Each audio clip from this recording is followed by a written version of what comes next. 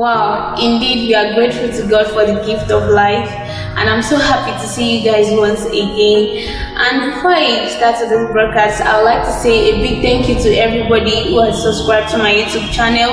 Thank you for your likes and comments, they were really encouraging, and your feedbacks were amazing. Thank you. And please, if you've not subscribed to my YouTube channel, please do, and you can follow us on all our social media platforms as they are rising. Thank you and God bless you. I'll be right back. Stay tuned.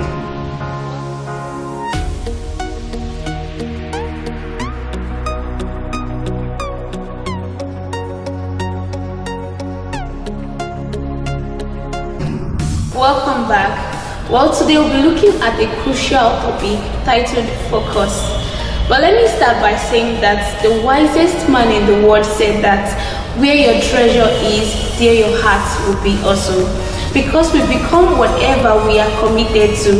And I'd like you to note this, that whatever you are committed to gets your total attention. At this point, I'd like you to take a minute and think about, what have I been focusing my attention on? Are they really worth the time I give to focusing on them? Because most of the time we focus on things that are not necessary. And we do this unconsciously because you just do them. They become your daily activities, something you find yourself doing day by day, and they become a part of you that you cannot do without, and they are so unnecessary. Well, the reason I ask you to think about what you've been focusing on is because if you are able to discover where you missed it yesterday, you'll be able to take serious caution on your today's action. Well, the reason I'm addressing this topic is because this is the beginning of the year, and I know that each and every one of us has one or two things you want to achieve this year. But permit me to tell you that there is a place for planning and a place to take action. If you plan and refuse to take action, then you are just deceiving yourself, because God is not going to release His blessing on an empty ground. He wants to know what is planted in the ground before He releases His fertilization, His blessings, His abundance, His prosperity. So if you are just waiting for God to move before you move, then it is heartbreaking for me to tell you that God will not move unless you move. So start something this year, no matter how little it is. Believe in yourself. Don't look down on yourself. Believe you can do all things through Christ who strengthens you. And let me tell you that God is even more interested in that little beginning than you could ever imagine. So write down the vision, pray about it, seek counsel from people in the line of the same work, and launch out. And most importantly, don't forget to focus on it, because the more attention you give to it, the more it increases. So be determined to focus your attention on something productive this year. Stop focusing on unnecessary things. Focus more on yourself. Focus on the things you like doing. Focus on your abilities, your skills, your gifts, Develop them to a level where they become an investment, a tool for prosperity. Try to be more of yourself this year. Love yourself.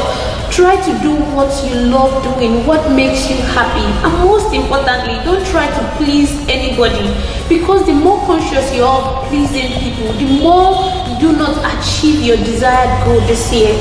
So learn to please yourself. Please God and please yourself.